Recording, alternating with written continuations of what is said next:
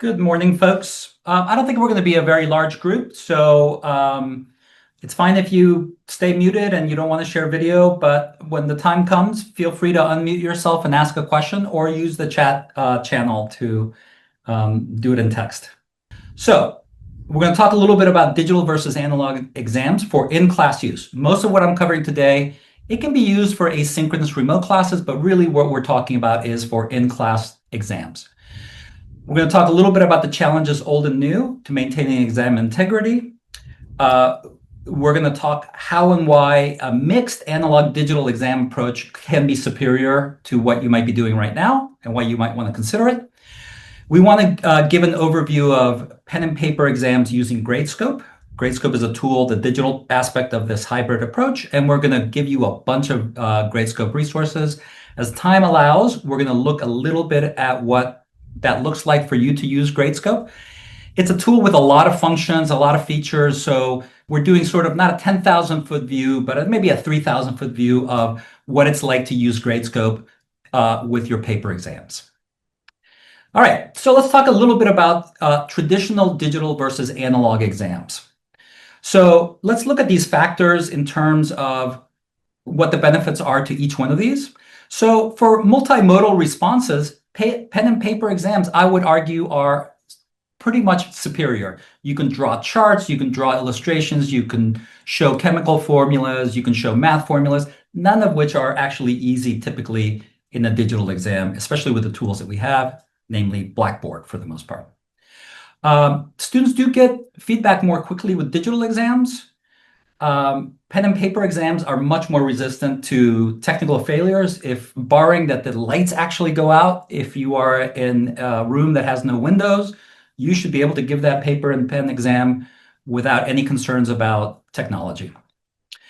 Digital exams provide really useful assessment analytics when you are considering how you might change your exam, how you might grade your exam, and where your students may have significant gaps in understanding.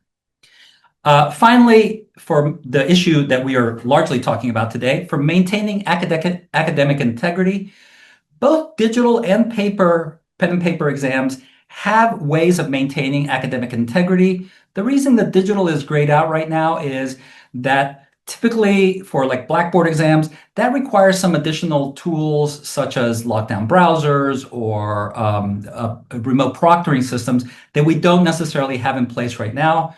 We're looking at possibly doing a pilot in the summer. Stay tuned. Some of you I might contact if we end up doing that.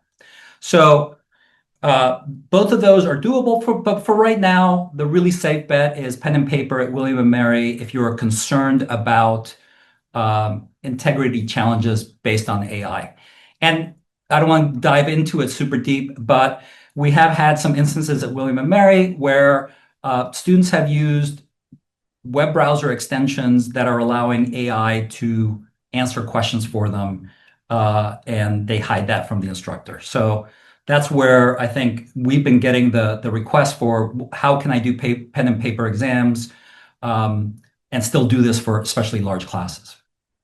And here we are. So if you're going to do a paper exam in your class, let me go through some of the good practices that you should be doing regardless. Let the students know that they are going to be doing a handwritten exam. A lot of students nowadays might not be expecting a handwritten exam. And I know that my handwriting has gotten progressively worse over the years the more I use computers. So good thing to let them know. I spoke to at least 8 faculty members doing Gradescope and pen and paper exams, and they said that this is actually not as big of an issue as they would have expected. Ask them to write as clearly as possible and use a pencil that is visible once you scan these things or when you're reading it. Create an exam with plenty of space for each response. There's nothing more frustrating for, I think, for students that there's just not enough space to show the work that they're trying to do. Post the honor code on the screen. Consider asking them to confirm that they will abide by it in the exam. I think that there's no way to enforce this, but I think it is to actually maybe ask them to put their initials next to the honor code and a pledge to abide by it does have some impact. Proctor the exam. So just because you're giving a pen and paper exam doesn't mean that you shouldn't be available to students to answer questions that they might have about the exam, but also to keep honest people honest. Uh, Also, plan ahead for potential approved accommodations that you need to handle. You can work with student accessibility services on that. And finally, I didn't add it on here.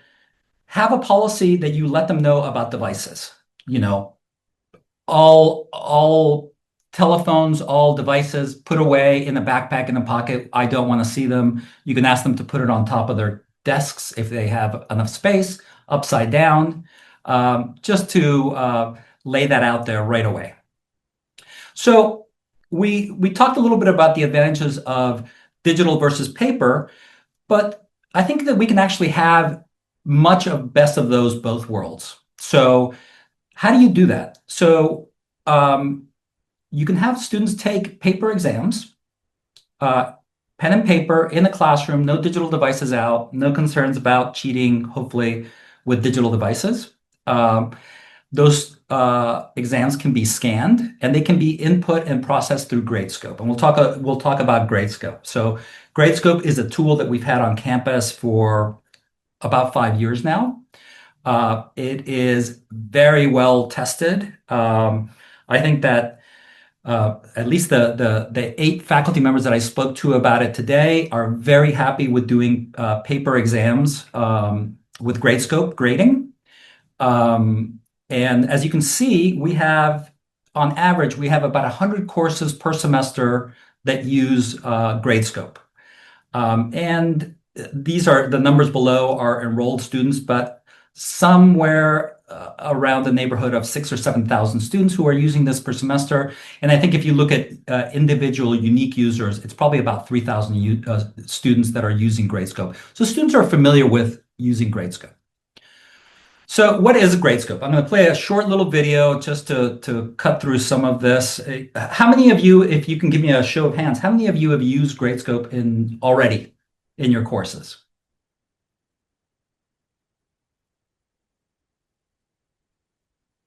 Okay, it looks like we have a lot of new users. That's awesome. We've got one user, but yes. So here, I'll play this little video for you and then we'll move on. Gradescope is the place for all your assessments. Your final exam on quantum entanglement? That programming project about bees and ants. It's an online platform built by instructors for instructors to help cover all aspects of creating, distributing, grading, and understanding your assessments. Deliver your assessments on paper, online, or both, and take your work with you wherever you go. Whether you're a team of 1 grading 10 students or a team of 100 grading 1,000, you can save time grading. No more passing papers back and forth. Coordinate grading across questions in parallel or work on the same question at the same time. And we made using a rubric easier and more powerful. All graders share the same rubric, and if edits are made, they automatically apply to the students who are already graded. Plus, you can grade even faster with answer groups, so you don't have to grade the same thing twice. Then with just one click, students can get your detailed feedback, allowing them to understand why they missed every point. You can download the grades to import them into your own gradebook or hook into your LMS directly. Sign up today, start grading tomorrow with Gradescope. All right, so that's a very brief introduction, but it gives you an idea of what you can do. The key parts of this for me are basically it can handle any response type that you've used in your traditional paper exams. If you want to do multiple choice Scantron bubble sheets, you can do that. If you want to have open form text short essays, you can do that. If you want them to draw a diagram of the human heart or a chart of economics data from the Cold War era, they can do that. A geologic cross-section, no problem. If you want to do chemical or math equations, you can do that. It is very easy to adapt almost anything that you can do on a paper exam to being graded in Gradescope. So you can do all of those types of assessments that you've done in traditional paper exams. You can auto-grade multiple choice questions in the bubble sheet automatically. You don't have to worry about it. It's very similar to what you do on Blackboard with multiple choice exams. You can assist your grading with, there's AI grouped that will group similar answers that you get in terms of charts, chemical, mathematical formulas, and illustrations. So that if you ask them, for instance, to do some basic chemical equation, Gradescope will group all of the similar answers, and then you can grade all of them together and give feedback to all of those. So if you put water plus carbon dioxide makes carbonic acid, and they do it right, all of those are going to be grouped together. And if you have a course with 100 students in it, you can grade the 90 that got the same answer correct right by just clicking a button, and all of the points are assigned to them. And then maybe there'll be some smaller groups with similar mistakes, and you can grade all of those together as well. For non-multiple choice answers, including text answers, you can speed up grading and feedback with a click based on a predetermined rubric or a rubric that you can modify as you go. That can be shared with other instructors, TAs, to provide a much more level playing field when it comes to grading.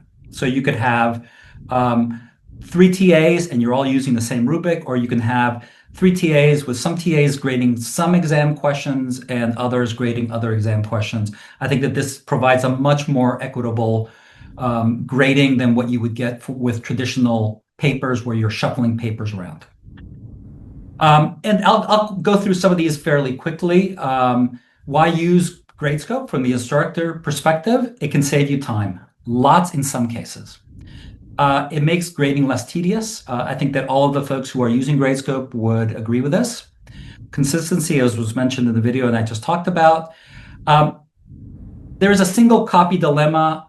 This happened to me when I was in grad school and when I taught classes here. You would do a paper exam, you would grade it, hand it back to students, and you get a week later, you get a student who might be coming to you saying, "Hey, I don't think I got this.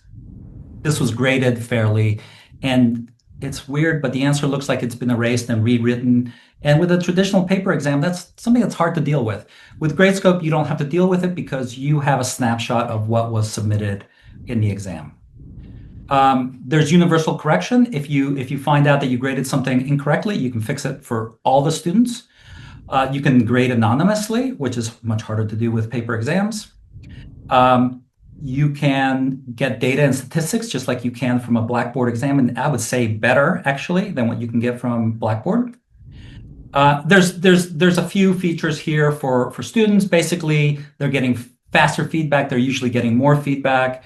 They get a level playing field for their grading, and it's fast and easy access of submittals. So they can typically review those very easily online without having to deal with the hassle of, if you're teaching a large class, of handing out hundreds of pages back to them. Gradescope for your exams. It's free to use both to you and your students. So integrating Gradescope into your assessment grading workflow, free.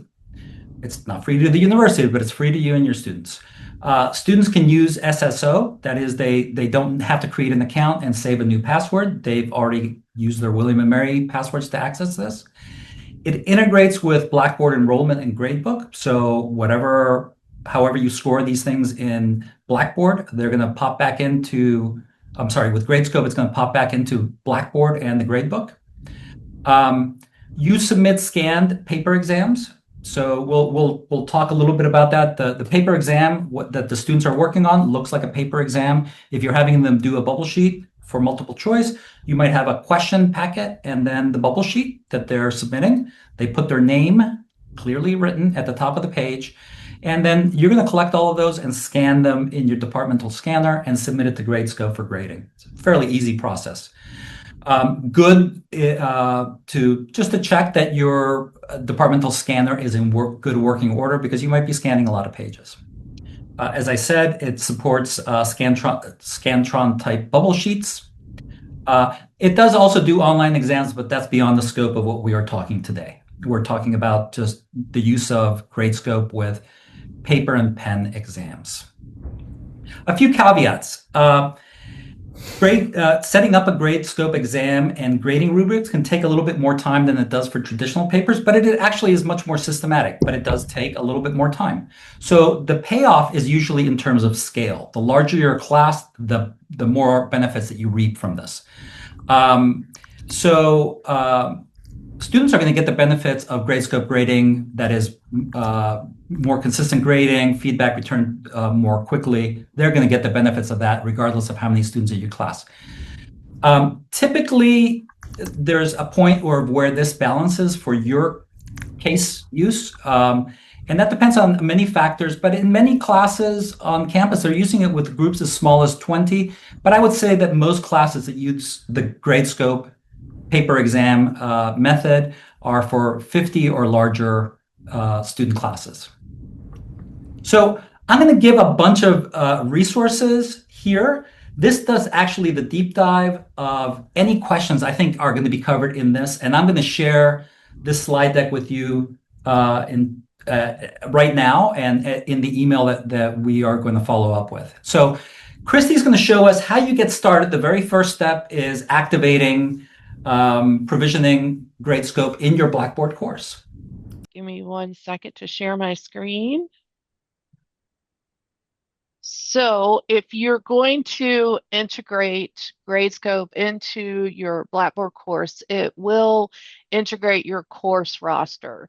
And it also, in your dashboard in Gradescope, creates the course for you, which I think Pablo's going to show after I just go over briefly how you integrate. So when you go to your course, under the Details and Actions panel, you will see Books and Tools. And if I click here, you want to do Gradescope course. So that means you want to add this course to Gradescope.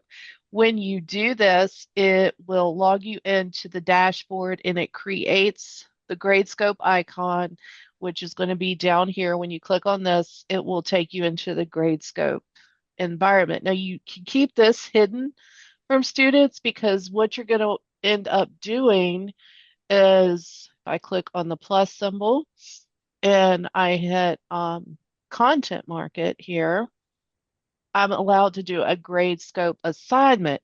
When you create an assignment, that allows you to push back the grades after grading in Gradescope back into Blackboard. Okay, so that will tie your grade center into the specific assignment that you're launching. The activating the Gradescope course will sync your roster. So this is also something to keep in mind. If you do this before add drop, you may want to resync the roster after add drop, after people have dropped the course so that they do not have access. So that's just a key little best practice. But again, to integrate it, Books and Tools, add Gradescope course, and then if you want to do a specific assignment that integrates into the gradebook and creates a graded column, then that's when you would do add content market and do a Gradescope assignment. Okay, I am going to stop share and turn it back to you so you can show them. Yeah, and actually, I would add, Christy, that Okay. lots of people on this campus use for Gradescope not only for exams, but they also use it for homework sets, problem sets, labs, all sorts of other activities. That first step for integrating Gradescope into those workflows is exactly the same. One of the main differences between those activities and a higher stakes exam is that when students are submitting homework, labs, they are actually submitting the work into Gradescope directly for you to grade. Whereas with a paper exam, you're collecting those exams, you're scanning them, and then inputting them into Gradescope. Max, you have a question. Yeah, just practically speaking, it sounds like it's a matter of feeding in a whole bunch of papers into a scanner. Is that right? So if you That's want to, yeah, that's part of the workflow. so if it's a stapled exam, what happens? You have to unstaple it and Oh, then, so I talked to one of the faculty members that does this all the time, yeah. and he had a great solution. He just has a paper cutter next to his scanner, and he takes 3 or 4 exams at a time, and he chops off the corner with a staple.